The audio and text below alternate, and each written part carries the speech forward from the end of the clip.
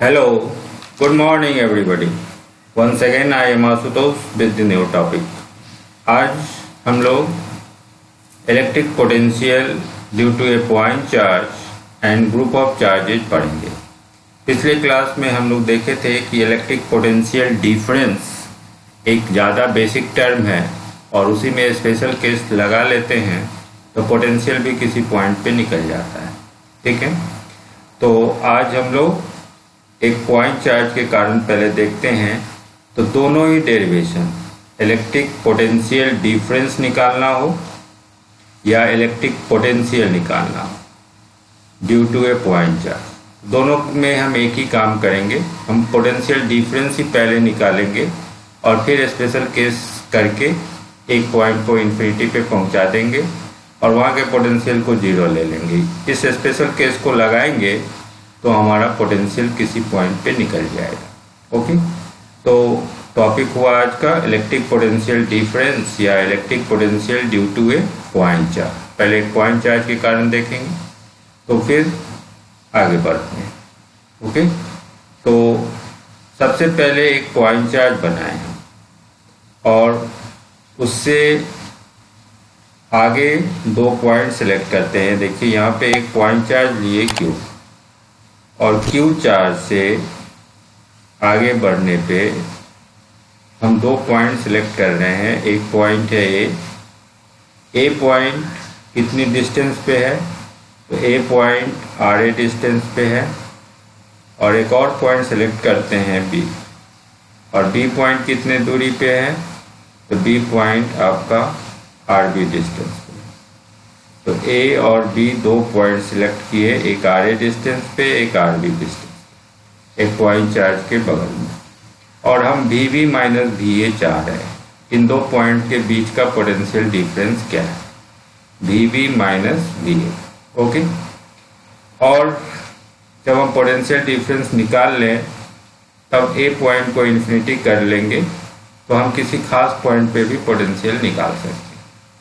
ठीक है, तो किसी खास पॉइंट के लिए हम लोग क्या करेंगे, कोई पॉइंट सिलेक्ट कर लेंगे पी बीच में और पी पॉइंट पे पूछ सकते हैं कि पी पॉइंट पे पोटेंशियल क्या है। तो दोनों ही डेरिवेशन का एक ही फॉर्म होगा, दोनों काम हम एक साथ ही कर सकते हैं। ठीक है, तो हम लोग पहले V B minus V A दो पॉइंट के बीच पोटेंशियल डिफरेंस निकाल के देखें।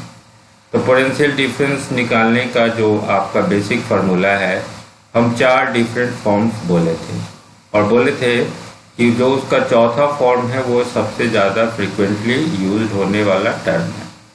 तो V B minus V A that is equal to what, तो minus integration E dot D L, E dot D L from where to where, तो from A to B, A से बी के बीच में हमें ए ई वेक्टर का dot product निकालना है डीएल के साथ और निगेटिव साइन ले लेना है।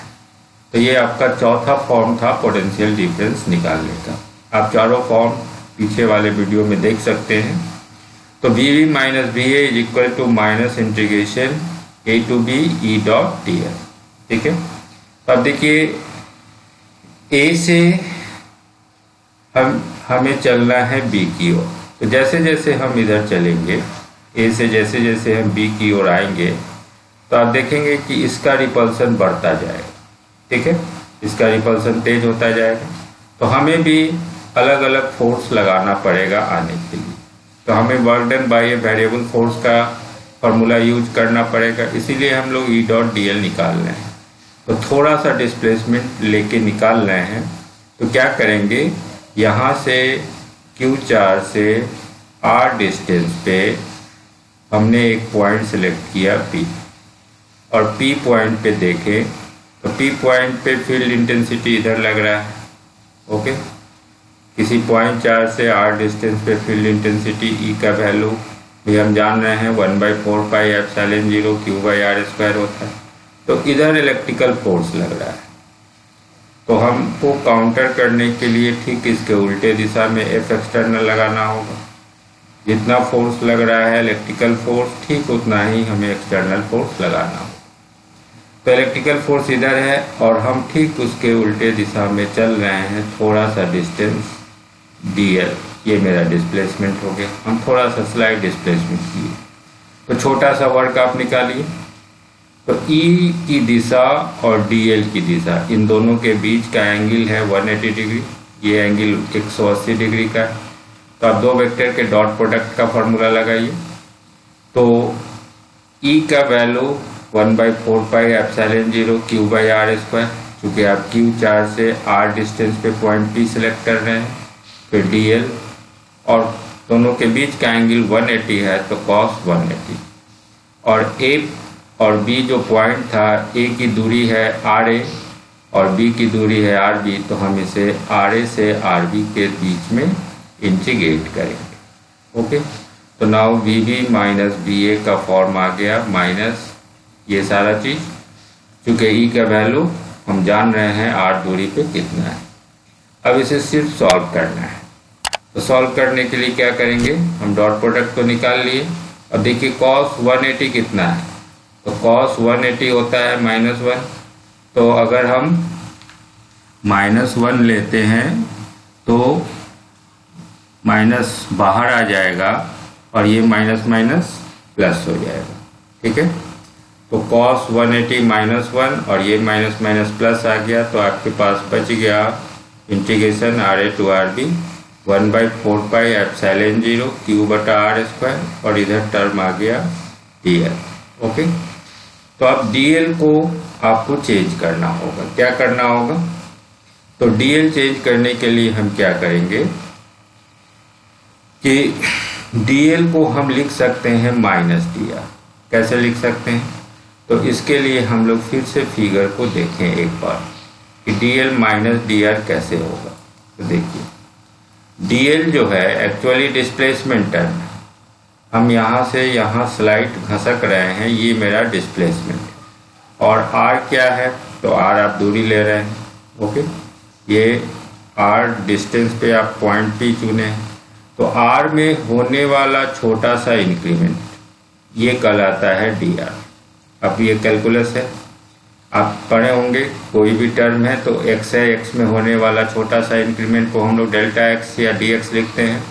तो r में होने वाला छोटा सा इंक्रीमेंट है dr, तो ये इंक्रीमेंट इधर की ओर होगा और dl ठीक उसके अपोजिट दिशा में है। तो dl को हम -dr लिख सकते हैं।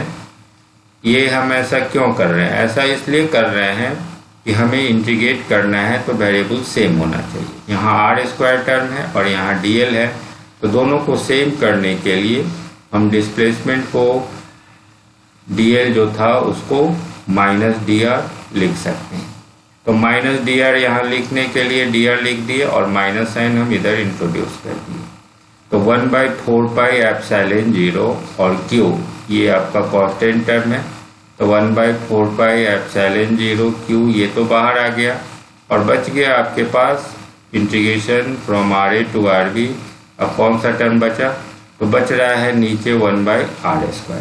तो ये ऊपर जाएगा तो r का पावर -2 हो जाएगा, r का पावर -2 और इधर dr। तो अब दोनों वेरिएबल के टर्म में ये dr आ चुका है। अब हम इसका इंटीग्रेशन कर सकते हैं। ठीक है, तो अब इसका इंटीग्रेशन करें तो आप पढ़े हैं इंटीग्रेशन xn dx क्या होता है। तो xn dx होता है xn + 1/x/n+1। तो इस आधार इस फॉर्मूला पे हम अगर बैठाएं तो r का पावर -2 है। ठीक है, तो r का पावर -2 पे हम डालेंगे तो -2 + 1, r का पावर -2 + 1 एंड डिवाइडेड बाय -2 + 1। तो -2 + 1 हो गया r का पावर -1 एंड डिवाइडेड बाय -1। तो r -1 है, नीचे लाएंगे तो r प्लस हो जाएगा, तो -1/r लिख सकते हैं। ठीक है, तो इसको हम -1/r लिख सकते हैं। तो -1/r लिखेंगे, वो माइनस फिर बाहर जाएगा और इस माइनस के साथ मिलके फिर एक बार फिर से प्लस हो गया। तो 1/4 pi epsilon 0 1/4 pi epsilon 0 q और इसका इंटीग्रेशन हो गया 1/r और लोअर लिमिट है RA और अपर लिमिट है आर पी। ओके, तो अब हम पहले अपर वैल्यू डालें और लोअर वैल्यू डालें। तो अपर वैल्यू डालेंगे तो ये हो जाएगा 1/RB, और लोअर वैल्यू डालेंगे तो 1/RA। तो 1/RB माइनस 1/RA। अब Q/4πε0 इतना आ गया आपको दो पॉइंट के बीच का पोटेंशियल डिफरेंस। ये VV माइनस VA का वैल्यू आ गया। अब हम स्पेशल केस लगा दें, स्पेशल केस लगा दें और तब आपका काम हो जाएगा। तो अगर हम स्पेशल केस लगाते हैं, ये दो पॉइंट के बीच का पोटेंशियल डिफरेंस हम निकाल चुके हैं। अब इसमें स्पेशल केस लगाएं कि पॉइंट ए, आप देख लीजिए फिगर ध्यान से कि क्यू चार्ज है, क्यू चार्ज के बगल में आप दो पॉइंट सेलेक्ट किए थे, ए और बी। अब ए को हम घसका के इनफाइनाइट ले जाए, ए को इन्फिनिटी पे पहुंचा दे और बी को घसका के बी पॉइंट पे ले जाए। ठीक है, तो point A lies at infinity. अगर पॉइंट ए इन्फिनिटी पे लाई हो और पॉइंट बी है वो घसक के पॉइंट बी हो जाए, तो ए को हम इन्फिनिटी लिखेंगे और बी पॉइंट को बी लिखेंगे। ए पॉइंट का जो पोटेंशियल होगा वो जीरो होगा, क्योंकि इनफाइनाइट डिस्टेंस पे पोटेंशियल जीरो हो जाता है, क्योंकि कोई इंटरेक्शन नहीं होता है। और ए पॉइंट की दूरी को RA, ये मेरा इनफाइनाइट हो जाएगा। ठीक है, बी जो पॉइंट P ले रहे हैं तो बी पॉइंट का पोटेंशियल वही होगा जो P पॉइंट है, क्योंकि दोनों पॉइंट एक है। और इसकी दूरी RB को हम R लेंगे, क्योंकि ऑलरेडी R दूरी पे आप P पॉइंट माने थे। तो अगर इस कंडीशन को हम लगा दें तो हमें पोटेंशियल का वैल्यू आ जाएगा। तो VV के जगह पे क्या डालेंगे, अब फॉर्मूला देखिए, VV के जगह हम डाल सकते हैं VP। ठीक है, तो पोटेंशियल एट पॉइंट P मिल गया, तो VP माइनस VA के जगह डाल दिए 0, तो ये 0 हो गया। और that is equal to 1/4πε0 Q, ये तो ऑलरेडी है 1/4πε0 और Q तो ऑलरेडी है आपका, और 1/RB, तो RB के जगह R डाल दिए तो 1/R, and minus 1/RA। RA क्या है, तो इन्फिनिटी है, तो 1/∞ डाले, 1/∞, ये 0 हो गया, तो 1/R बच गया। तो P पॉइंट का पोटेंशियल निकल गया 1/4πε0 Q/R। ओके, तो आप क्या देख रहे हैं, आप देख रहे हैं कि पोटेंशियल डिफरेंस भी हम निकाल लिए एक पॉइंट चार्ज के कारण दो पॉइंट्स के बीच, और एक खास पॉइंट का पोटेंशियल भी निकाल लिए। तो पोटेंशियल डिफरेंस और पोटेंशियल दोनों निकालना एक ही डेरिवेशन में काम हो गया। आप पोटेंशियल डिफरेंस ही निकालिए और बाद में स्पेशल केस लगा लीजिए तो पोटेंशियल निकल जाएगा। तो अब ये रिजल्ट आप देख रहे हैं, और एक पॉइंट चार्ज Q है तो इससे R डिस्टेंस पे आप फील्ड इंटेंसिटी एक वेक्टर डिफाइन किए थे और इसका वैल्यू आया था 1/4πε0 Q/R²। ठीक है, यहाँ स्क्वायर टर्म आया था और इसमें वेक्टर थे, एक फोर्स है, एक दिशा होगी, तो पॉइंट चार्ज रखेंगे, जिधर फोर्स लगेगा ये इसको रिपल्सन से ढकेलेगा तो इधर ही फोर्स लगेगा और यही फील्ड इंटेंसिटी की दिशा होगी। अब इसी पॉइंट चार्ज से R डिस्टेंस पे अगर हम पोटेंशियल निकालें तो पोटेंशियल का वैल्यू 1/4πε0 Q/R होगा। और ये एक स्केलर है, यहाँ तो वेक्टर आ रहा था तो दिशा भी बतानी थी, और यहाँ स्केलर है, यहाँ हमें कोई डायरेक्शन नहीं बताना है, नो डायरेक्शन। ओके, तो दोनों के रिजल्ट में केवल स्क्वायर का अंतर है, यहाँ Q/R आने वाला है, वहाँ Q/R² आने वाला है। तो एक पॉइंट चार्ज के कारण आप पोटेंशियल और पोटेंशियल डिफरेंस दोनों निकाल लिए।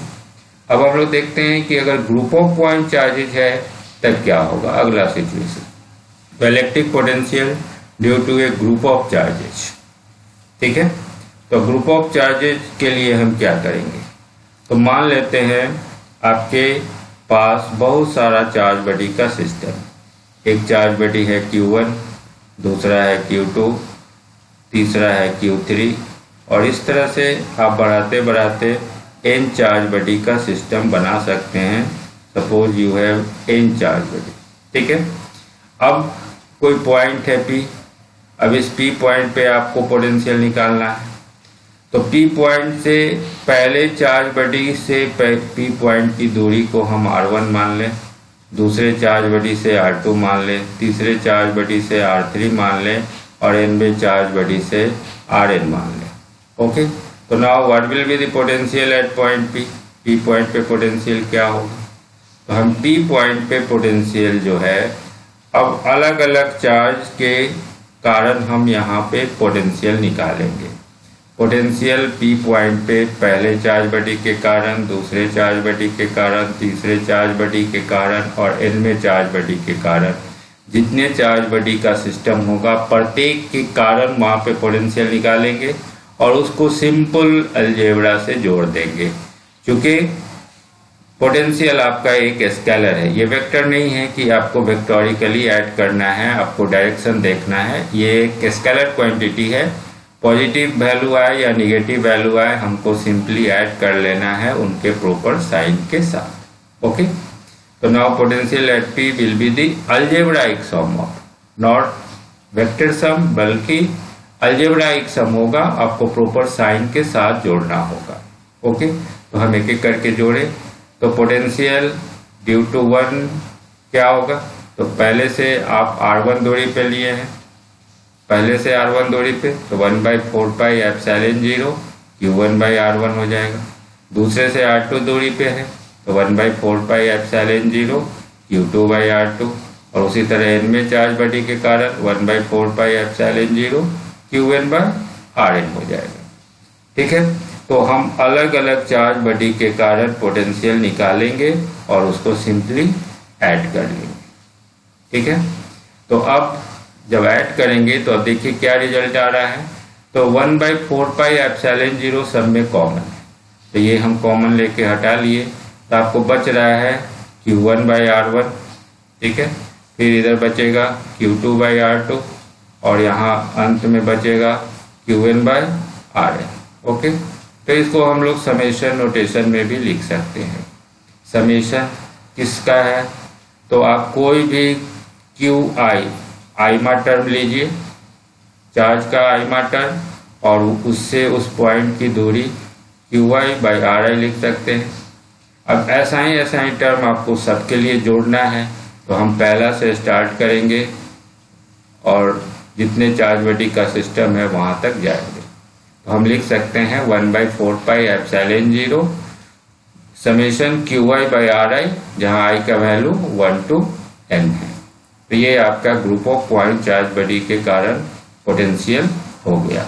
इस कंसेप्ट को हम लोग आगे डायपोल के केस में देखेंगे, जहां दो चार्ज बॉडी का सिस्टम होगा, तो दोनों के कारण हम इंडिविजुअल निकालेंगे। अब देखिए electric potential due to continuous charge distribution. अब अगर कंटिन्यूअस चार्ज डिस्ट्रीब्यूशन है तब क्या करेंगे? तो देखिए आप पहले क्या किए थे, अगर इलेक्ट्रिक फील्ड इंटेंसिटी निकालना रहता था कंटिन्यूअस चार्ज डिस्ट्रीब्यूशन के कारण, तो क्या करते थे? तो हम वहां चार्ज बॉडी को छोटे छोटे एलिमेंट में डिवाइड करते थे और एक छोटे से एलिमेंट के कारण फील्ड इंटेंसिटी निकालते थे और उसको फिर वेक्टोरिकली ऐड करते थे, इंटीग्रेशन यूज करते थे, तब हमें टोटल बॉडी के कारण निकलता था। हम सेम कंसेप्ट यहाँ भी यूज करेंगे, लेकिन यहाँ थोड़ी आसानी आपको होगी। इसलिए आसानी होगी कि ये जो सम है ये स्केलर का सम है, यहाँ आपको सिंपली जोड़ देना है। तो आप क्या करें, कंटिन्यूअस चार्ज डिस्ट्रीब्यूशन जो आपको दिया हुआ है उसको छोटे छोटे इनफाइनाइटेसिमल चार्ज एलिमेंट्स में डिवाइड कीजिए। ठीक है, डिवाइड करके उसके कारण छोटा सा पोटेंशियल पहले निकाल लीजिए। अब वैसा वैसा अनगिनत आपके पास चार्ज एलिमेंट होगा। अब सारे के कारण जो आपने पोटेंशियल निकाला है उसको इंटीग्रेट कर लीजिए। छोटे के कारण पहले निकालेंगे और उसको इंटीग्रेट करेंगे तो हमें टोटल पोटेंशियल मिल जाएगा। तो छोटा सा पोटेंशियल आप निकाल सकते हैं। तो एक छोटे से चार्ज बॉडी के कारण आप पढ़े हैं 1/4πε0 Q/R होता है, तो जो छोटा सा चार्ज होगा इसलिए हम यहाँ dq लिख रहे हैं। तो dq/4πε0R और उसको इंटीग्रेट कर लेंगे। तो ये इंटीग्रेशन उस इंटीग्रेशन से थोड़ा सिंपल होगा, क्योंकि वहाँ वेक्टर इंटीग्रेशन था, वहाँ डायरेक्शन भी आपको देखना पड़ता था वहाँ एक्स और वाई कंपोनेंट निकालना भी पड़ जाता था कभी कभी केस में, लेकिन ये सिंपल आपका एडिशन है, यहाँ आपको डायरेक्शन नहीं देखना है, सिंपली इंटीग्रेट कर लेना है। तो हम कंटिन्यूअस चार्ज डिस्ट्रीब्यूशन के कारण भी पोटेंशियल निकाल सकते हैं। ओके, तो दैट्स ओवर फॉर टुडे। अब अगली क्लास में हम लोग अलग अलग केस में पोटेंशियल निकालेंगे। पॉइंट चार्ज तो आज सीख गए, अगली क्लास में हम लोग डाइपोल के कारण पहले निकाल के देखेंगे। ओके, तो दैट्स ओवर फॉर टुडे।